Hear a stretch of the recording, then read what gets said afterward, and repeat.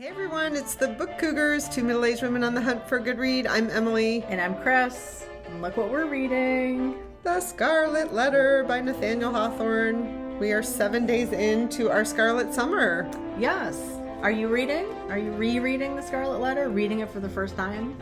Let us know. We also picked up the Cliff's Notes for this because, you know, it kind of helps give you some background details, refreshes your memory. And those are available online. They are available online, what I've been doing is reading a chapter and then reading the review and the analysis of the chapter, which is really cool because it not only just tells you some basic things and maybe gives you a little bit of a critical insight into what Hawthorne's trying to do, but they even have vocabulary. Yeah. You know, these are words that we might not use today that they're using. So yeah, you know, it was interesting because I know one of the words, I mean, he uses the word dame in a different way than, like, you know, you think of like one of those old black and white movies from the 30s, like, oh, that dame, or, you know, Mae West, right. Like, you know, and then also the naughty baggage. Mm-hmm. That's one of the things I underlined as saying, because I've heard women called baggage before. Yeah. So I didn't realize it went that far back because this book was published in 1850. Yeah. And set in an earlier time period than that. But I don't know, even though it's historical fiction written in 1850, like how up Hawthorne was on language from the colonial days. Yeah. Interesting. Yeah. You know, Emily has referred to this as summer school. So for those of you who are former English majors or wish you would have been an English major or wish you would have gone to college, this could be your summer school as well. And one of the interviews we have coming up next is with the president of the Nathaniel Hawthorne Society, Charles Barrow.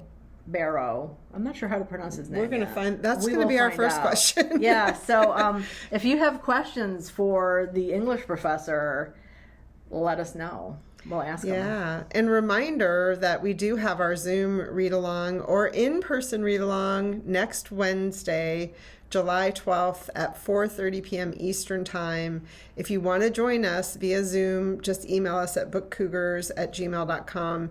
If you want to join us in person, we're going to be in Concord, Mass. At the Concord Free Public Library. Yeah, we'd love for you to join us. And if you haven't read the book, you're also welcome to join us on either Zoom or in person.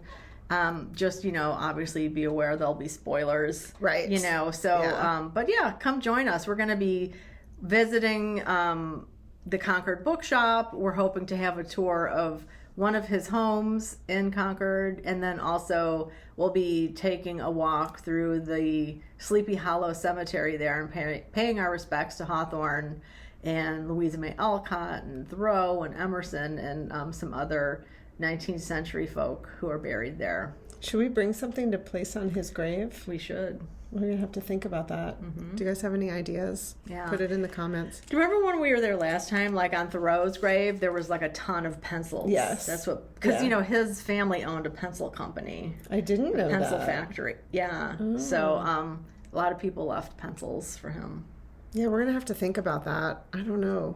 Maybe I'll get some inspiration as I read the book more. Well, we can give some red thread. Yeah, I was going to say a spool of red thread. Threads are all out there now that Meta, I guess, has started their thread social media platform, which we're on, of course. We couldn't resist checking it out.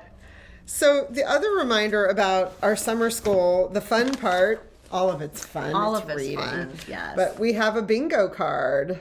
A Scarlet Summer bingo card. This is mine, and I've already marked off The Red Garden by Alice Hoffman. We put all three of the books appear more than once, so it's, you know, we want people to get bingo. Yeah. This is available online. We made on our website, bookcougars.com, there is a page dedicated to Scarlet Summer.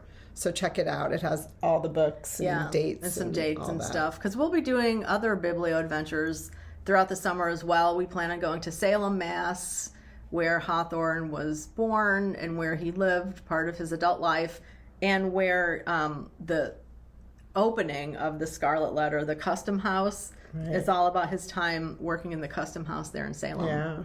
And then we'll be in Boston in September. Yes. And we're going to do a movie and all sorts of stuff. A movie watching. We're not making a movie.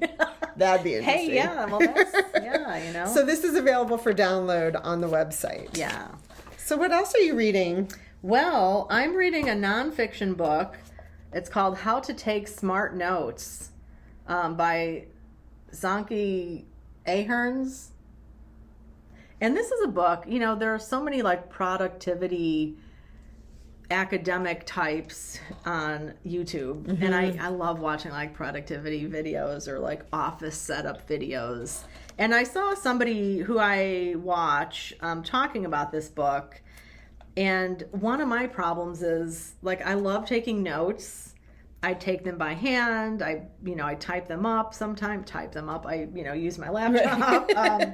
And I love index cards and all that. So one of my biggest problems is organizing the knowledge. And so this book is about, who is the guy who started this? It's based on a scholar who was a sociologist who started this system. It's called Zettelkasten, after a German sociologist. I can't believe his name is not readily visible right here. Anywho, it's based on that man's organizational system, and he was a prolific author. And I think it was his first book or article. Like he was working in an administrative job for the city or something, and somebody read it and said, you should be teaching at the university. And he's like, well, I don't have the qualifications for that. And then he attained the qualifications at a German university within a year, which is pretty mind-blowing. So it is about taking notes, like quick notes, and then expanding the notes to be written in your own thought, and then filing each thought individually with the connecting numbers, what he used, and then having them so that these ideas build on one another, and then that you can have this index to see connections between your ideas. Wow. Yeah. So, and now with computers, a lot of people are like, wow, this is even easier to like hyperlink ideas. Yeah. So that is what I am currently reading, one of them. That's really cool. You want to go back and forth like a tennis match? Sure. Okay. I am reading Life Ceremony by Sayaka Murata. She is the author of Convenience Store Women, which was one of our read-alongs when we were doing the year of books that were translated fiction. And this is a book of short stories. And so what I'm enjoying is, the Scarlet Letter. I'm enjoying it. I can read about 3 or 4 chapters and then I need a break because the language is hard for me. Like I'm rereading, and I'm not much of a rereader, but I'll get through a paragraph and it's like, I need to read that again. So I thought I'll pick up a book of short stories and I can just intersperse some reading with short stories. This book came out in paperback in May and thank you to Grove Press for sending us a copy.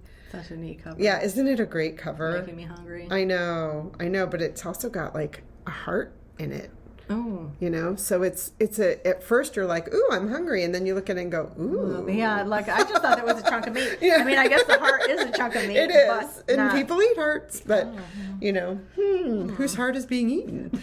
So again, Life Ceremony, Sayaka Murata, out in paperback now. Nice. Very cool.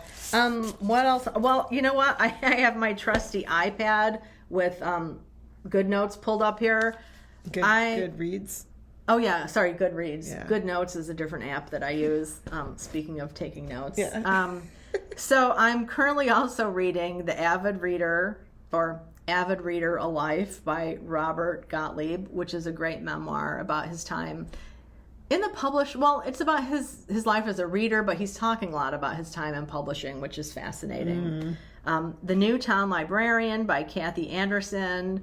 That just came out in January, and that caught my eye because, I read that book, Wilma Rogers, that was published in 1941 by Sophia Engstrand, I think the last name is. And that was published in 1941 about a librarian who takes a job at a small town in Illinois and revitalizes the library. Like she's a professionally trained librarian. And and she talks about the struggles of that life then. And so this book coming out in what is this? It's 2023. Where are we? Yeah, what decade are we in? This one is about a woman who's been working as a librarian in, just kind of going along, not really trying very hard, doesn't seem to, want to do much, but then she finally decides she needs to start trying a little bit harder. So she applies for various jobs randomly, and she gets accepted for this director position of a small town library in southern New Jersey. So it's kind of like a similar setup in some ways. So it's fun to see the differences. Yeah, decades later. Yeah. I mean, I spoke in our recent episode or in the upcoming episode that we just recorded coming out on Tuesday, about how... The episode just came out. Oh, so it just did come out. Okay.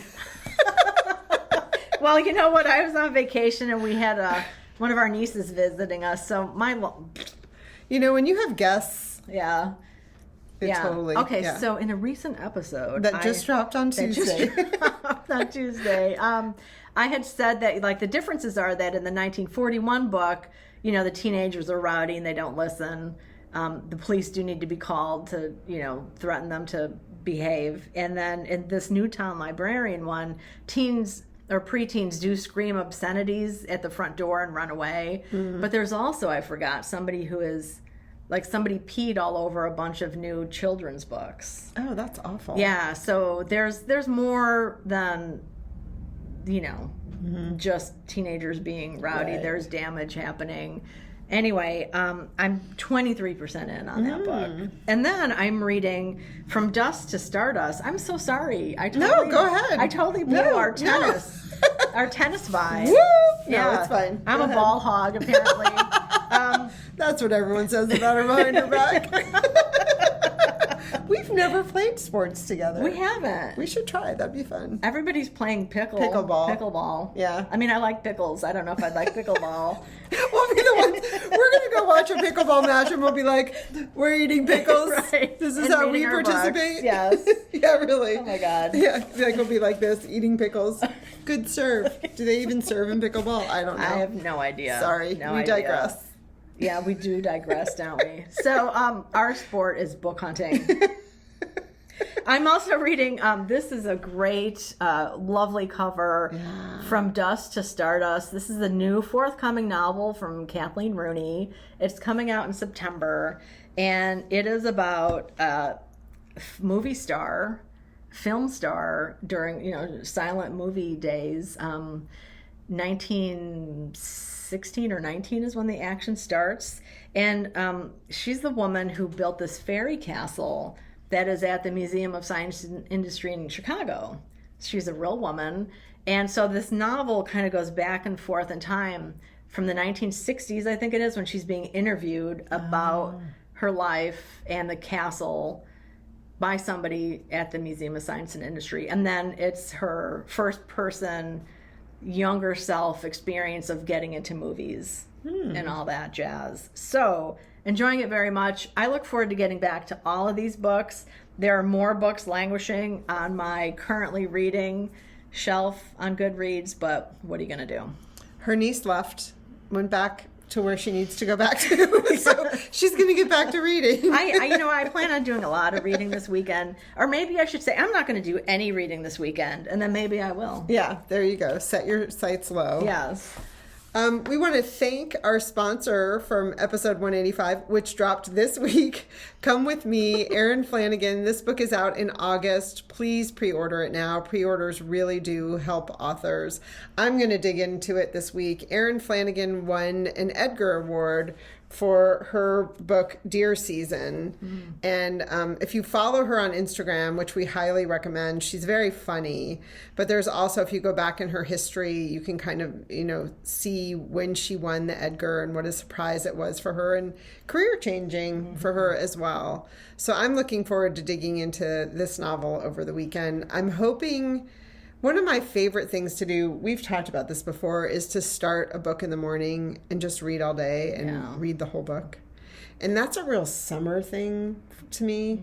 You know, like put the hammock up and just read. And this is the novel I'm going to try to do that with this weekend, interspersed with short stories and the Scarlet Letter. So, which I'm about 50% through the Scarlet Letter. So I'm probably going to finish that this weekend as well. Nice. And show them the cute card that she put in Oh, there. right. So Erin sent us a copy of this book, which was so lovely of her. And look at this sweet little card. With little doggies. With little dogs. And as if that's not cute enough, there are their little footprints on the back. So cute. So sweet. Thank you, Erin. Yes. And again, pre-order. And then I think we teased about this book, didn't we? I think we did this on a Friday Reads. We had gotten it in the mail and we opened it, but I don't know if we ever showed the inside.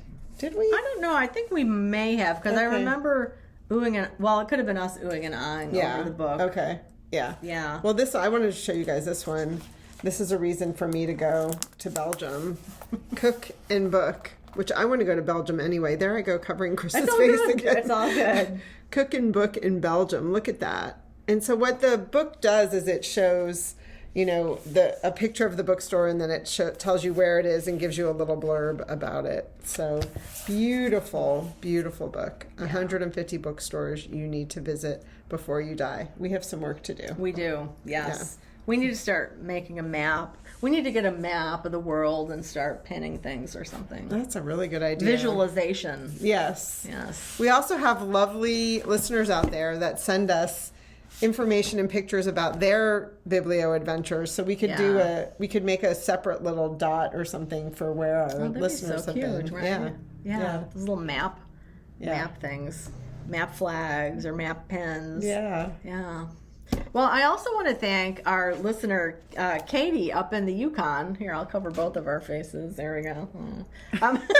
She saw me posting about not being able to find any novels by Marian Engel anywhere that I was looking. And being up in the Yukon, she had better hunting grounds, I guess, because Engel is a Canadian author. So thank you so much, Katie, for sending these to me. I really look forward to digging into them. Beautiful covers. Aren't they? Isn't that cool?